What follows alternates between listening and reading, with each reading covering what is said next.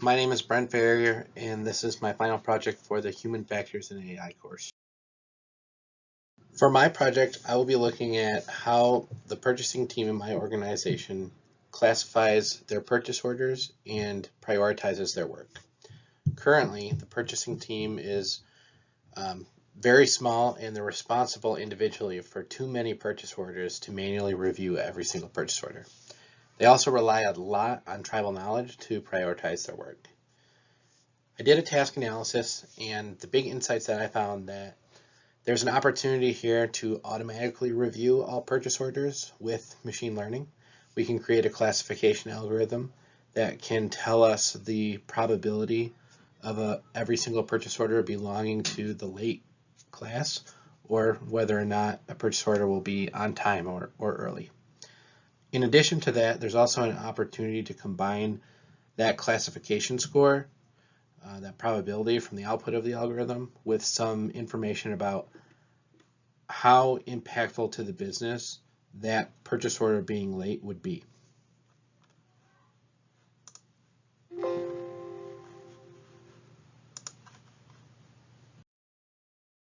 First iteration of this tool, I think, should be pretty simple.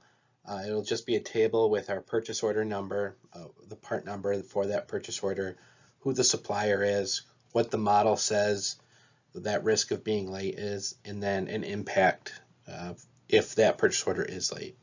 And we can classify those into a couple different buckets. Maybe a part is severe enough that it'll stop production. It'll stop our manufacturing line. Maybe we won't have to stop the line, but there'll be some rework at the end. Or maybe there's no impact at all. From a user inputs perspective, there really shouldn't be any. I think there is an opportunity in the future, maybe in a second phase, where we could add some what-if analysis where the user could change the features and be able to change the prediction. But for now, no user inputs.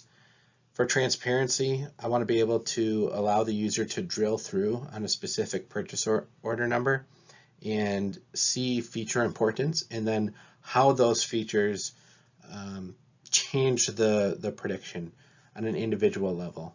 And one of the best ways to know how to do that is with SHAP values.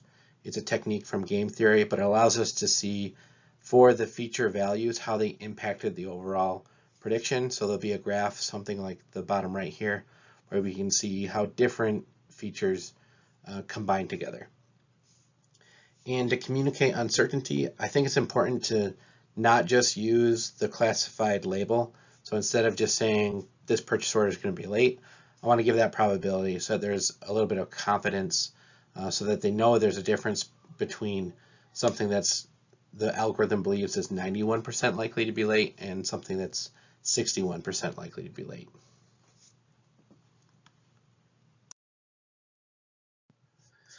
For privacy considerations, this would be a business-to-business application.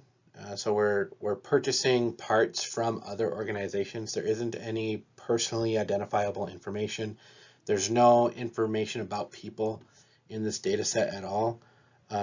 So a lot of the regulations we looked at in the lectures, like the California Consumer Privacy Act, GDPR, FERPA, HIPAA, none of those will apply.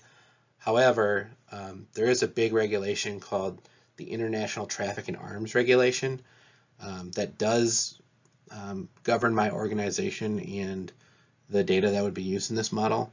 The big thing to call out here is that only US persons will be able to see these predictions and use the data. This will be controllable through Active Directory designations. There are some ethical considerations with this project. For bias, there's some things that are really outside of control of our suppliers that might affect their predictions about them, like all the COVID-19 shutdowns. From an internal use, I think there is the possibility of predictions being used outside of this prioritization process. Maybe somebody wants to use it in the quoting process for a new business, and I'm not quite sure this information would be good for that process. For fairness, I think it'll be good to create features from a supplier perspective, but also from a part perspective across all suppliers, just to kind of normalize, is this a tricky part that everybody has problems with in the industry, or is it really just that supplier? And then a feedback loop for user feedback from our purchasing team is also going to be very important to make sure that we're getting a lot of the edge cases, and we also have two-way communication so that we can explain perhaps things in the data that don't make sense. The data science team should be accountable for the model performance, and for transparency, I think the big thing is on feature importance.